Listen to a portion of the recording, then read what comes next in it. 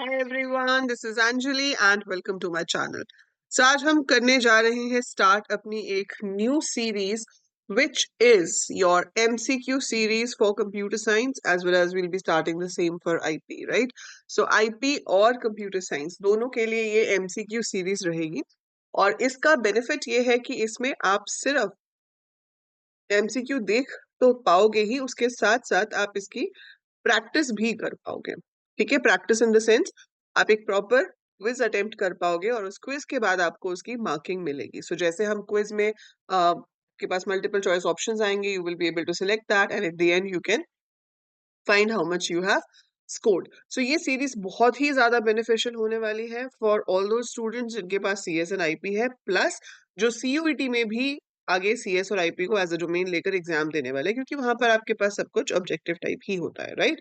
सो यहाँ पर आप क्वेश्चंस को देखिए, समझिए और इसको प्रॉपर एमसीक्यू की तरह करने के लिए लिंक जो है वो डिस्क्रिप्शन में गिवन है। इट्स एब्सोल्युटली फ्री सीरीज, कोई आपको इसके लिए पे नहीं करना है।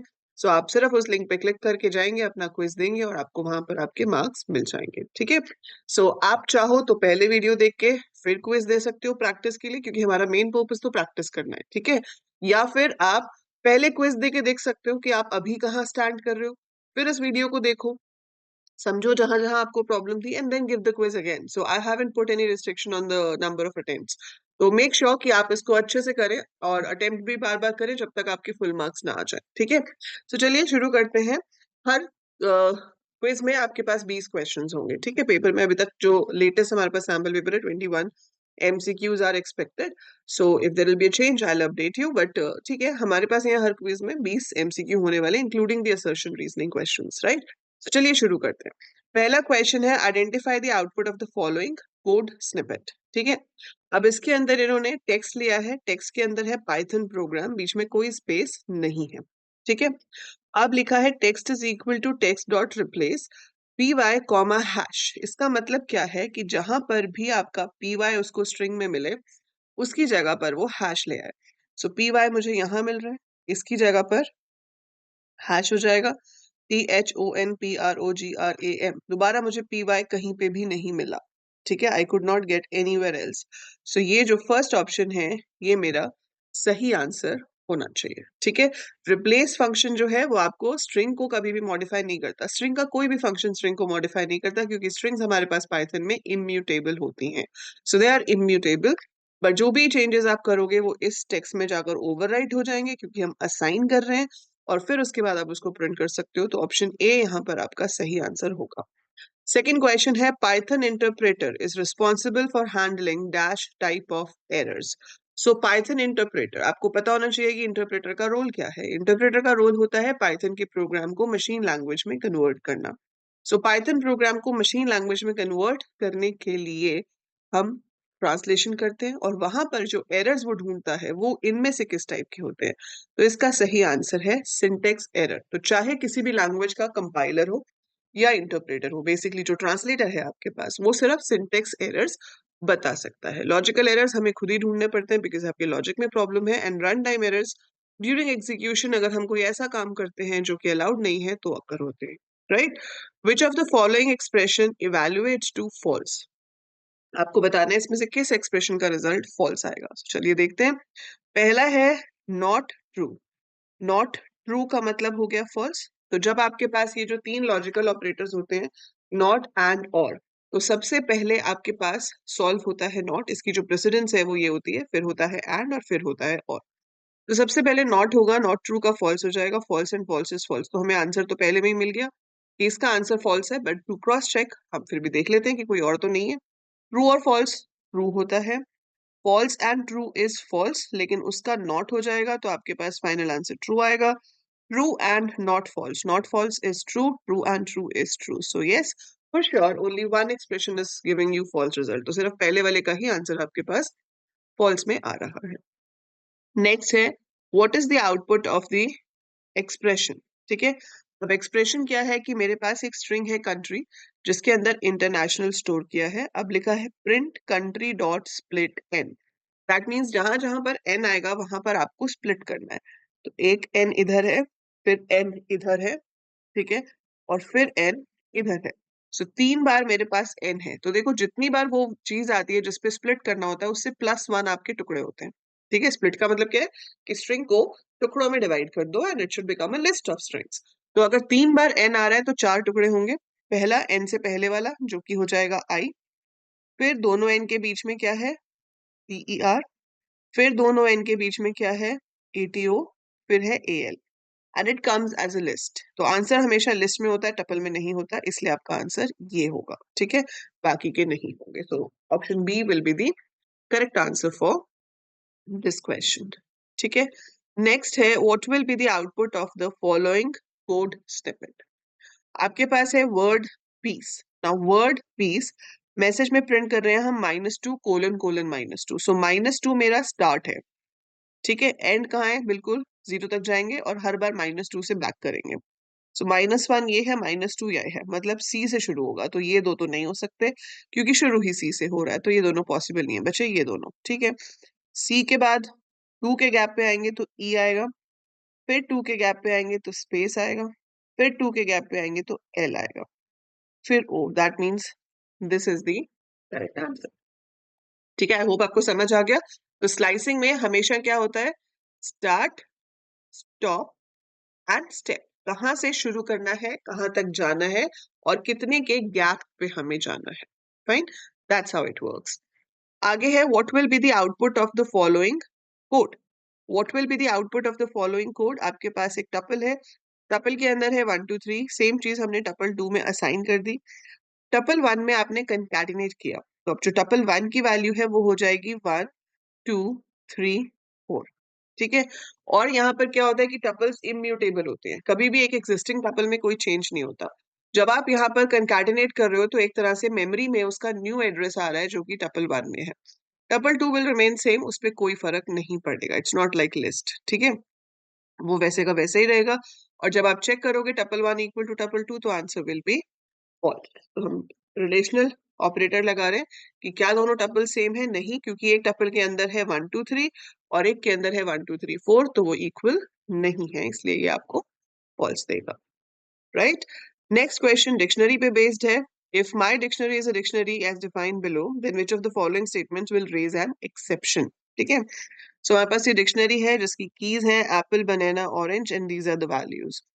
जब हम लिखेंगे my dictionary dot get orange, ठीक है, ये हमें 30 रिटर्न कर देगा, कोई एरर नहीं है। फिर हमने लिखा print my dictionary, square bracket में 2 कीज देती। ठीक है, सो 2 कीज देना अलाउड नहीं है, we can not give 2 keys, so this is the one which will generate exception. तो 2 कीज नहीं दी जा सकती, डिक्शनरी से हमेशा एक टाइम पे एक ही की से वैल्यू फेच हो सकती है। असाइन आप कर सकते हो, इससे वो एप्पल की वैल्यू 10 की जगह 20 कर देगा, और इससे आपके पास सारी ये जो कीज हैं वो शो हो जाएंगी स्ट्रिंग में कन्वर्ट होके, तो we can convert to a string, तो उसमें कोई एक्सेप्शन नहीं है। ठीक है, नेक्स्ट क्वेश्चन पे आ जाते हैं। What does the list dot remove x method do in Python. तो अगर आप रिमूव मेथड यूज करते हो तो वो क्या करता है, वो जो भी नंबर आपने पास किया है उस नंबर को डिलीट करता है जहां पर वो पहली बार आता है, सारी अकरेंस डिलीट नहीं होती। So it removes the element at index x, nahi. Removes the first occurrence of value, yes. It removes the first occurrence of value x from the list. Removes all occurrences, no. Removes the last occurrence, no. So इसका answer जो है वो option number B होगा। If a tuple which has one primary key and two alternate keys, how many candidate keys will this table have? ठीक है, तो आपके पास एक टेबल है जिसके अंदर एक प्राइमरी की है, 2 ऑल्टरनेट कीज हैं, तो ऑब्वियस सी बात है कैंडिडेट की क्या होती है कि जो भी मेरे पास टेबल है उसके अंदर जितने कॉलम्स हैं उसमें से किस किस को मैं प्राइमरी की बना सकती हूँ, उसमें से एक को मैं प्राइमरी की बना दूंगी, जो बचेंगी वो ऑल्टरनेट की होंगी। तो मतलब इसी कैंडिडेट कीज के सेट में से एक को मैंने प्राइमरी की बना लिया और 2 बच गई, दैट मीन्स टोटल कैंडिडेट कितने थे, 3। सो इसका आंसर क्या होगा, 3। So one primary key plus 2 alternate key, that means total there were 3 candidate keys जिसमें से एक को primary key बना लिया गया और 2 आपकी alternate keys रह गई। राइट, अब है write the missing statement to complete the following code। हमने फाइल को ओपन किया है, टेक्स्ट फाइल को रीड मोड में, 100 कैरेक्टर्स हमने रीड कर लिए। अब हमें करना है move the file pointer to the beginning of the file. Simple है, मूव करने के लिए सीक होता है, अगर फाइल पॉइंटर देखना हो कहाँ पे है तो टेल होता है। तो मूव करना है तो सीक होगा, इसमें सीक एक ही फंक्शन में है, ठीक है, तो सी के ब्रैकेट में 0 का मतलब है फर्स्ट पोजीशन पे मूव हो जाएगा. So you should always remember we have only two functions to work on the file pointers, that is seek and tell. Seek से हम किसी भी पोजीशन पे मूव कर सकते हैं और टेल से हम पोजीशन देख सकते हैं. What will be the output of the following code? चलिए, ये जब भी आप क्वेश्चंस करो हमेशा इसकी वर्किंग साथ में दिखाओ पेपर में. ठीक है, you must always show the working. So C is 10, def add global C. तो सी आपके पास 10 है. ठीक है, ये फंक्शन शुरू हो गया. फंक्शन तो एग्जीक्यूट होगा नहीं जब तक कॉल ना हो, तो हम यहाँ आ जाएंगे. अब यहाँ से ऐड को कॉल किया गया, we come over here. Global C का मतलब है कि जो भी चेंज सी में होगा वो सब जगह पर रिफ्लेक्ट होगा. अगर ये ग्लोबल सी ना लिखा होता तो चेंजेस रिफ्लेक्ट नहीं होते हैं. अब ग्लोबल सी 10 है, C is equal to C plus 2, ये 10 का 12 बन जाएगा. प्रिंट कराएंगे C, so it will print 12 hash. खत्म हो गया. वापस आ गए, सी इज इक्वल टू 15, तो सी 15 हो गया. फिर प्रिंट कराया सी एंड परसेंटेज, तो सी इज व्हाट 15, एंड है percentage, so percentage will be printed. So ये कोड दिखने में लग रहा है ट्रिकी, पर बिल्कुल भी ट्रिकी नहीं था. So 12 hash 15 percentage will be the output. So हमेशा ध्यान रखना है आउटपुट प्रोग्राम्स में कि आउटपुट आपको वही लिखना है जो प्रिंट की हेल्प से प्रिंट होगा. सो जो चीज प्रिंट नहीं हो रही है वो कभी आउटपुट में नहीं आती. ठीक है. Which SQL command can change the degree of an existing relation? अब एक टेबल की डिग्री चेंज करनी है. डिग्री क्या होती है? फटाफट से कमेंट में लिख के दिखाओ.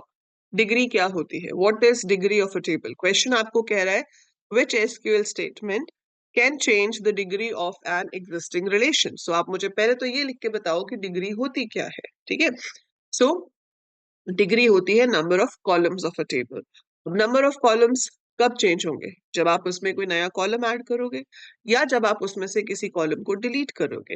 And which command is used to add और remove a column from a table? That is alter table.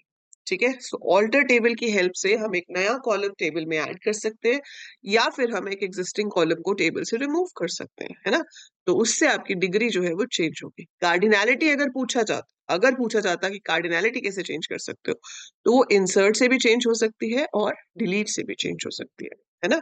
क्योंकि इंसर्ट से न्यू रो ऐड होगी तो कार्डिनैलिटी बदल जाएगी, बढ़ जाएगी.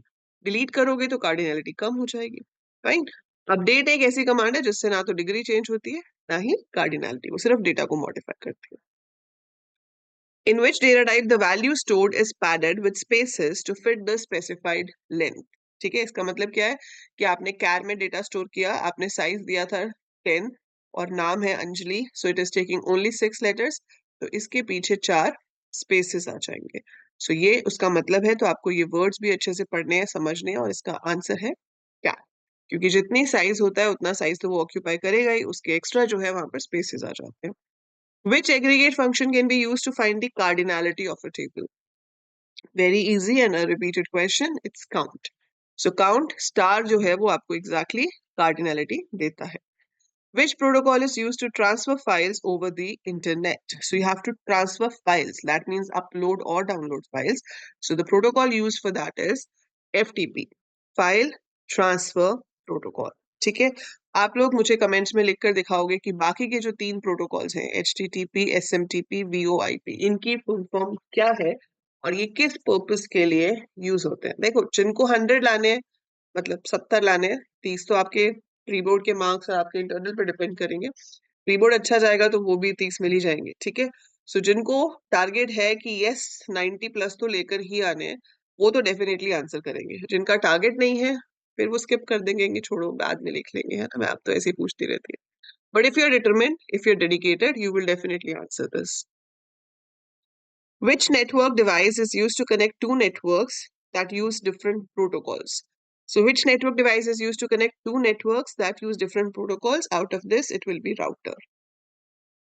ठीक है. अगर इसमें गेटवे ऑप्शन होता तो आप वो भी सिलेक्ट कर सकते थे. तो जनरली आपको दोनों में से कोई एक ही दिया जाएगा. बाय चांस अगर ऐसा हो जाए कि दोनों दिए हों तो आप आंसर में लिख सकते हो कि router slash gateway can be use, क्योंकि वहां पर तो आपको एक पे क्लिक नहीं करना ना, you have to write down the answer. ठीक है. Which switching technique breaks data into smaller packets for transmission along with multiple packets to share the same network resources? So, जहाँ पे क्वेश्चन में ही आंसर पूछ लिया गया, technique breaks the data into smaller packets, that means it is packet switching. Which of these is not a DDL command? So data definition language command कौन सी नहीं है? Select से हम डेटा देखते हैं, हम create नहीं करते हैं. So create, alter, drop are DDL command. Select is not. Now we have this assertion reasoning question. Positional arguments in Python function must be passed in the exact order in which they are defined in the function signature. True है, positional arguments exactly वैसे ही भेजने पड़ते हैं. Reason है, this is because Python functions automatically assign default value to positional arguments. No, ये statement ही गलत है. ठीक है, रीजन तो क्या, ये स्टेटमेंट ही गलत है. डिफॉल्ट आर्ग्यूमेंट्स की वैल्यूज हम खुद से लिखते हैं इक्वल टू करके, अपने आप से नहीं आती. ठीक है, सो यहाँ पर हम कहेंगे कि A is true but R is false. So A is true, R is false. So positional arguments का मतलब क्या है कि अगर आपने लिखा है डेफ, फंक्शन का नाम है टेस्ट और आपने लिया है ए और बी, तो कॉल करते टाइम मुझे इसमें दो वैल्यूज भेजनी पड़ेंगी और ये इसी ऑर्डर में जाएंगी. ठीक है, और जो डिफॉल्ट होते हैं उनको अपने आप से वैल्यू नहीं लेता, आपको ऐसे वैल्यू देनी पड़ती है अगर आप देना चाहते हो तो. सो वो स्टेटमेंट फॉल्स. ठीक है, then we have one more question, assertion reasoning पे based.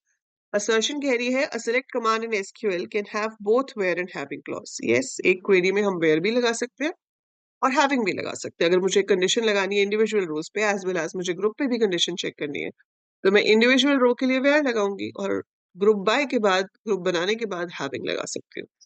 Where and having clause are used to check conditions, therefore these can be used interchangeably. No, not at all. Where जहाँ use होता है वहां where he use होगा, जहाँ having का काम है वहां having ही यूज होगा, वो interchangeably यूज नहीं हो सकते. ठीक है, so again इसका आंसर होगा A is true, R is false. So that is your set of MCQs. ठीक है, तो ये आपके MCQs हो गए इस पर्टिकुलर वीडियो के. ये क्विज अगर आपको देना है तो डिस्क्रिप्शन में लिंक है, जाइए क्विज दीजिए और बताइए कमेंट करके कि आपके कितने मार्क्स हैं. ठीक है, so that is it for this video. Very soon I will see you in the next one. और आईपी वाले बच्चे अगर इसको देख रहे थे और वो कमेंट करेंगे कि मैम ऐसा आईपी के लिए भी बना दो, तो yes, the series is going to be there for IP as well as CS, so don't worry, right?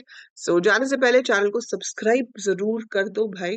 कुछ नहीं जाएगा आपका सब्सक्राइब करने से. Subscription is absolutely free, but it means a lot for the channel. So please subscribe the channel, share it with all your friends, and keep watching, keep learning. For now.